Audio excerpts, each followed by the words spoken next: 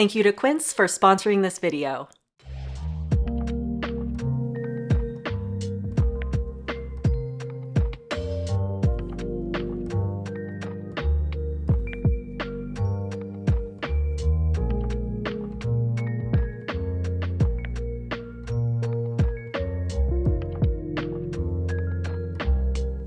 My studio apartment is in the midst of a minor identity crisis, at least when it comes to this current phase of my decorating process. At this point, I've been living here for about 9 months, and I've been feeling quite stuck. I have done some things in here since the last time I showed you the space, including switching out my layout once again. And I have some things up my sleeve that I have yet to do, which may or may not involve painting my walls green because I got inspired by my own Green Academia videos, and I've been in a state of crisis ever since. But it's a good kind of crisis. Getting inspired is a good thing. So today I'm going to show you the changes I've made to my studio since the last time you saw it, and I'll share the thought process behind them and what I want to do next. Let's get through this together. And if you're new here, my name is Steffi and this is Helo, and on this channel I talk about small apartment styling, cozy living, and some of the more niche alternative styles. So if you're into that, consider subscribing and giving this video a like.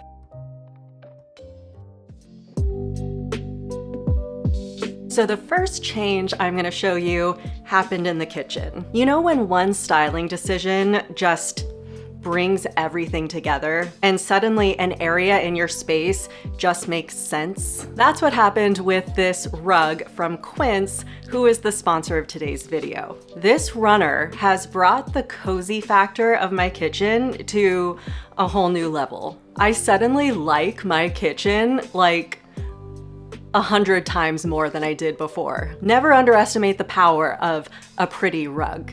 And then I also got another quilt from Quince. As you might know, I already had this one, and this new quilt gives off such a pretty sheen as a topper. And this perfect, chunky, cozy sweater is also from Quince. The quality of Quince is honestly so refreshing. And even with this high quality, Quince can make their prices reasonable because they work directly with the manufacturers. And on top of all that, Quince only works with factories that use safe, responsible, ethical manufacturing processes. You can just feel good with what you're buying all around. So if you want to give your home or wardrobe an upgrade with high-end essentials from Quince, go to the links in my description or scan this QR code to get free shipping and 365-day returns. And thank you to Quince for sponsoring this video.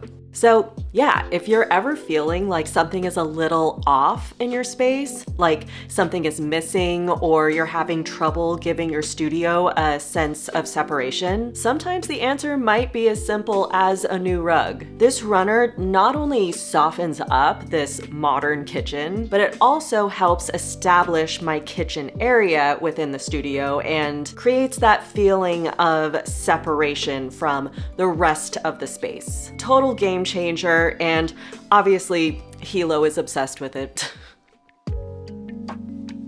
So let's talk about my layout and all its iterations. If you watched this video of mine, which I posted a few months ago, you saw 3 different furniture layouts, each with their own pros and cons, and I revealed that I picked this one. Then later, sometime after that video, I switched it back to this one. Now a 4th layout has entered the building.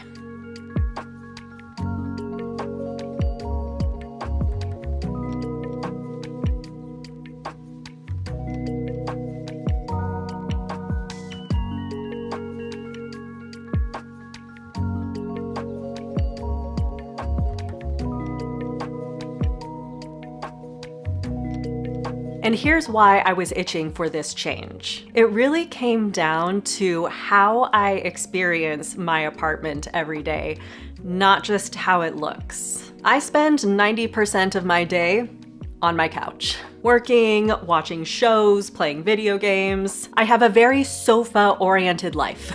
And in this layout, I started to feel displeased with what my view was from this position. Air conditioner, builder grade kitchen, ugly rooftop taking up a lot of visual real estate outside the window. The majority of my time and experience in here was spent with less than pretty things in my line of sight. And as someone who tends to fixate on things, sometimes to a pretty weird degree, I was finding myself getting more and more bothered.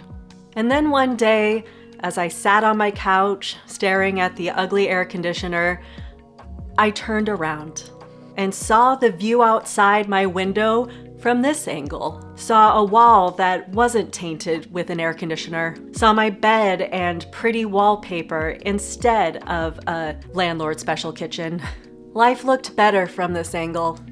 And then I said to myself, no, Steffi, there's no way you could turn your couch away from the entrance of the studio. That's not like you. You wouldn't want your couch to turn its back on you every time you enter the space. But then I started to think less about how it looks when I enter the studio and more about how I experience it. Maybe the hours I spend on my sofa are more important than the seconds I spend entering the studio. So I flipped things around just to see how it felt. I had to at least get it out of my system. So what do you think? It's definitely not what I would typically do. I mean, if I'm being honest, at face value, my favorite furniture layout for a studio apartment is the one I had in my last studio and at first in this one, strictly in terms of aesthetic and flow. But every apartment has its own needs and issues that need to be addressed. And weighing the issues of each of the 4 layouts I've tried, this is the one that feels the best just existing in, simply because of the view from here and the vibes. To put it in professional terms, the vibes are vibing. And when the vibes are vibing, you just can't ignore that. And you know, of course, this layout has its issues. Every layout does. It's just a matter of like weighing them. I'm not really a fan of a sofa facing away from the entrance. And I'm not really a fan of having the television be such a focal point. I just had to stop thinking about those few seconds of entering and more about how I experience the vast majority of my time in here. So this layout is what I've landed on, at least for now. Who knows what I'll be up to in here as time goes on. Speaking of what I'll be up to in here, let's talk about paint. Okay, I'll just level with you. I have not really been loving my paint color in here. Which is so embarrassing to admit, to be honest, because I painted this space before I officially moved in, like before I moved the furniture in and everything. And the thought process behind that was to get it done and have the apartment be empty and just make things easier, because I knew for a fact I wanted to paint my walls a dark, moody color. And I spent so much time contemplating various shades of black browns, and I landed on this one. And I was certain it was going to be the color for me. And don't get me wrong, it's a beautiful color. It really is. But there's something that has been secretly bothering me for all these months, and that is the redness of it. I did not realize just how much red was in this brown, and while I wanted like some warmth to it and some plum undertones, I wasn't ready for just how much redness would come through, especially on a sunny day. Like on a sunny day, this paint is like aggressively brownish red. And it's one of those things that I was in denial of at first, and just slowly over the months, I've come to accept that it's really been bothering me. So here I am, I made this big, bold choice before I even moved into the apartment, because that's how certain I was, and I'm not a huge fan of it. What a big, bold mistake to make, right? And then the final straw was when I made these two green academia videos. And I was so inspired by my own videos that I realized that I would really love to paint my walls a dark green. Green is my favorite color. I should have considered it in the first place. Red is far from my favorite color, so green would at least be an improvement from my current circumstances. These two videos really just like did a number on me, and I just felt so inspired by green academia, and yeah. So before I show you the swatches I have, here's the, I guess, lesson to walk away with from my experience. There's really no need to rush paint. It might be tempting to do it when your apartment is empty and you won't have to deal with, moving furniture around. But ultimately, I think living in a space for a little bit before deciding on paint is probably the more wise approach. Because until you spend days, weeks, even months in your space, witnessing how the light behaves, how it bounces off your particular furniture, and how it interacts with the paint swatches you have. I've had these 6 green peel and stick swatches up here for weeks, and I've just watched how the colors change at different times of day. I couldn't have done that before moving into this space. And I know you're not really gonna be able to tell fully what the colors look like through the camera, but let me know in the comments which shade of green do you like the best. I have one that I'm gravitating towards just based on how it looks at like every portion of the day, and that one is Night Owl. It's not as dark as some of the other ones, but I do like that it has a bit more of an olive green to it, and it's still very much like a moody green. So that's where I'm at this very moment. I've definitely been kind of going back and forth a lot, but I would be curious to hear what you think. So let me know in the comments. Now, on top of the green academia inspiration that has taken place in my brain, there's also the boho inspiration I recently underwent when I did a live stream last Sunday. In this live stream, I showed 5 different colorful boho homes, and I started feeling even more unsatisfied with my current styling. Not that I'm gonna start doing bright colors in here. My dark soul could never. But it's just, in the hours that I spent creating the slides for this live stream and just looking at these beautiful boho homes for hours on end, I realized that there is a really large chunk of my personality that I've been ignoring for a while now. And that is my groovy boho side, which is very much there. Just as much as my dark, moody, witchy vibe, I'm also very much like a 70s, 60s boho girly. I always have been.